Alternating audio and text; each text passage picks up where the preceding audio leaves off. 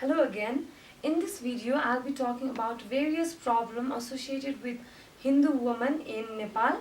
The first thing is a very common practice which we call as arranged marriage system, where parents decide who are our life partners. And even I have done the arranged marriage. And the next thing is child marriage system in Nepal.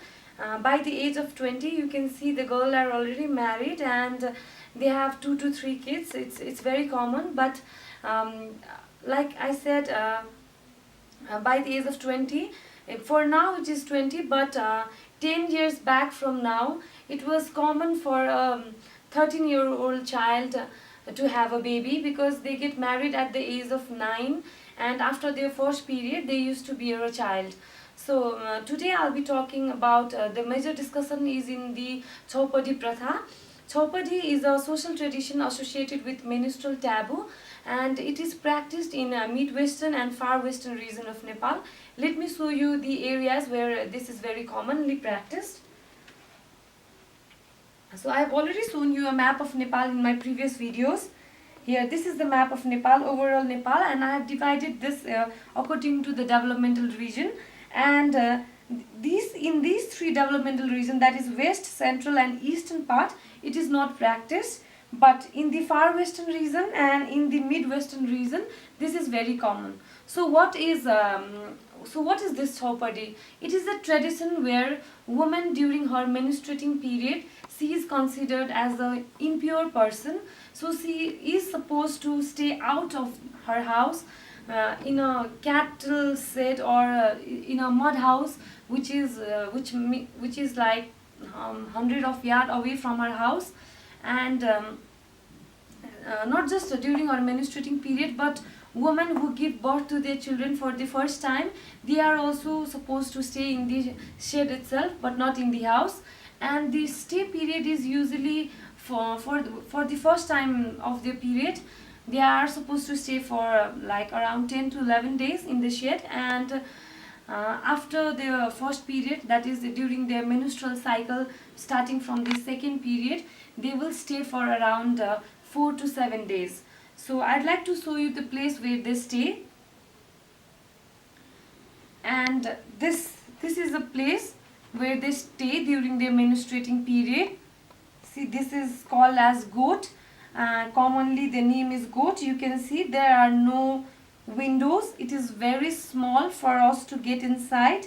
There is nothing but a small hut made out of stones and mud. And sometimes it is seen that the cattle also live along with the woman during those periods. And you can see this. You can see the picture, right? Two women are in the same set.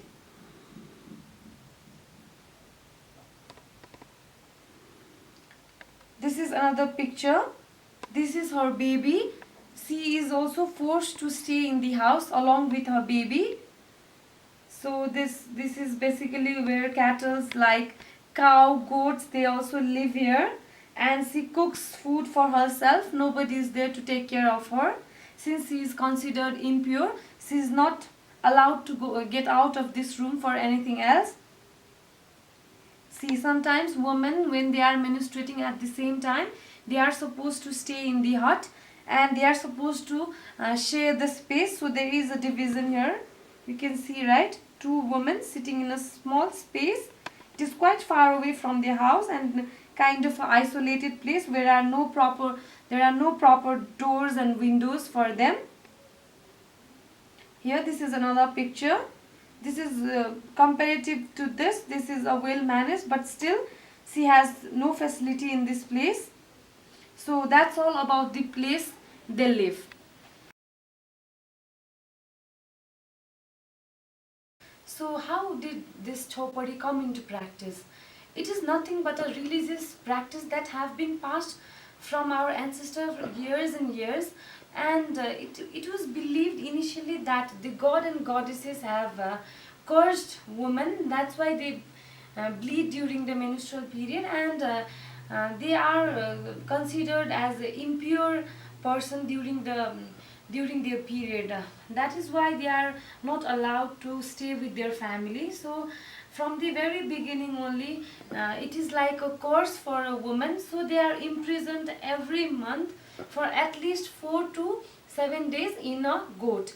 And so what are the things that they cannot do when they have their period or when they live in a goat? The first thing is they are not allowed to touch a man. So why are they not allowed to touch a man? Because they believe that if they touch men, they will make them impure. So when an impure woman, so-called impure woman during their period, touch men, then men also become impure or they become sick. So they will not touch men.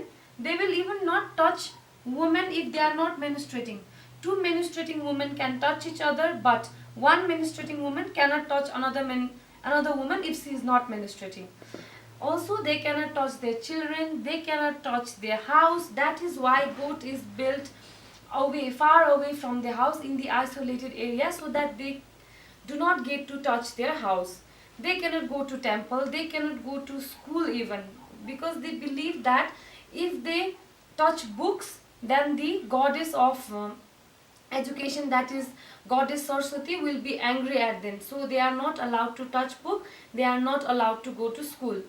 And not only that, they are not even allowed to touch crop, not even allowed to touch tree. Imagine why they are not allowed to touch a tree even. Because again there is a belief that if they touch a tree, the tree will stop giving fruit, the crop will not grow in the field, the mud will become impure, so they will not touch anything. So they will even not consume milk, because it is again believed that if they consume milk, the cow or goat, they will stop giving milk, as the cow goat also become impure because of their touch. And they are deprived of all sort of nutritious food, as they cannot consume milk. They are not supposed to take meat. They will not take any kind of meat product. So what are they allowed to eat then? They can only eat salt, rice and dry foods. So during that period of time when they are deprived of nutritious food, they are not allowed to take any kind of good food that they deserve. And other thing that they are not allowed to are, they are not supposed to take bath. Can you imagine a girl not allowed to take bath during her menstrual cycle? They are very much not known to even sanitary pads. They don't know what sanitary pad is. They are not allowed to put on anything as pads. That's why the stains are present everywhere in their clothes. And the thing is, they are not even allowed to change their clothes, because they are not allowed to come out of goat at all. They cannot comb their hair, they cannot wash their hair, they cannot use water outside of goat. They are supposed to stay inside. They can only come out if they have to urinate or defecate. So any kind of normal activity is banned, any kind of good food is banned. They cannot touch, see another male, woman, children or anything. They are like prisoners who are punished for absolutely nothing but their period. That's all. They are just supposed to stay like prisoners every month for 4 to 7 days inside a small goat.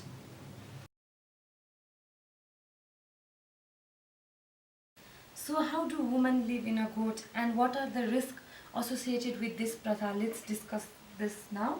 So how did they live here? I have already shown you this picture. How can women, in fact, how can any human being live here? What do they get inside? What is the facility that is available? Inside the goat, they might have to share it with animals or other menstruating women. For instance, if a woman from one house is menstruating and a woman from another house is also menstruating at the same time, then they are forced to share the same goat. So like women, 2 or 3 women are also found living in a same small goat, so that there are absolutely no facility. They are supposed to carry food that they require during their stay for 4 to 5 days. They carry rice along with them, they carry vegetables, they carry dry foods, and they have burning firewood where they cook their food, because there is no electricity or there is no gas system inside the goat, and there are even no windows. So the first risk is when they cook something in a burning firewood and there is no space to escape this smoke, that means they are breathing the same smoke over and over again for 4 to 5 days. And sometimes when there are no ventilators, there have been found many cases that women have died because they have been respiring a gas called as carbon monoxide that often comes out from burning woods. So that is the first risk associated with Chaupadi Pratha. And since there are no windows and no doors, so they are under the risk every time for wild animals, and various cases of snake bites also have been reported in those women who are living in goat. Not just snake, but they are exposed to various other bugs and everything that is available in the grass area. So they are under that risk as well, and they are very much unknown to using of sanitary pad as well. They do not use anything. Since they are not allowed to bath, they will be continuously using the same clothes for around 4 to 5 days. They have stains of blood everywhere in their clothes, and that is very, very unhygienic. And it is sometimes very much crowded in the goat, because there are 3 or 4 women sharing the same goat.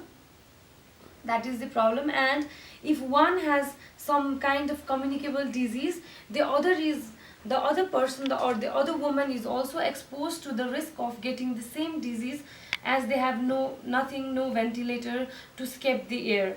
So the first thing is the risk of death from the smoke accumulated, the snake bite, and they are also exposed to cold and warm extremities, as they are not allowed to carry good blankets inside the goat. So what do they rely upon? They rely upon a rag that is made up of jute sack. So they cover their body with jute sack only, and all day they just sit in the goat day and night. They are just there, not exposed to outer environment, and just cooking for themselves, and they are only allowed to come out of the goat if they have to urinate or defecate. So various kind of diseases are very much common in that kind of woman, since there is no maintenance of good hygiene. They don't put on anything, or they don't take any kind of medication. If they are sick or anything, they have to bear the pain of periods for all 4 days. And commonly the diarrheal disease have been seen, the malnutrition, because they are not given proper food at that period of time. And another thing that have come up at this point of time is various rape victims are from the Chaupadi Pratha, and not just adult women, but the adolescent girl who are forced to live in the hut for 4 to 5 days away from their house. And since there are no doors to lock, so it is kind of they are a very easy victim of those things. So it's not very uncommon to find the adolescents, I mean the girls who are just 14 years or 15 years, to have a baby from as a result of rape. So various cases also have been reported for rape and their child without a father, because they don't even recognize the person who did that in the dark. So these all are the problems associated with Chaupadi. And since not only the menstruating women live in the goat, the mother who have given birth to a child recently are also forced to live in that place. So because of that, there is a risk of infant as well as maternal mortality that have increased with such kind of practice. And there is a vast difference between the mother who bear the child in the far western part of Nepal and central and eastern part of Nepal, because this kind of practice is not found in eastern and the central region. Although menstruation cycle is a taboo all over Nepal, but Chaupadi is only common in far western and western. But even in our culture, where I lived in the central part of Nepal, here also we practice not going to temple and not touching the water source. It is common, but we are not forced to live outside our house like as in Chaupadi. So that is all about Chaupadi Pratha. Thank you.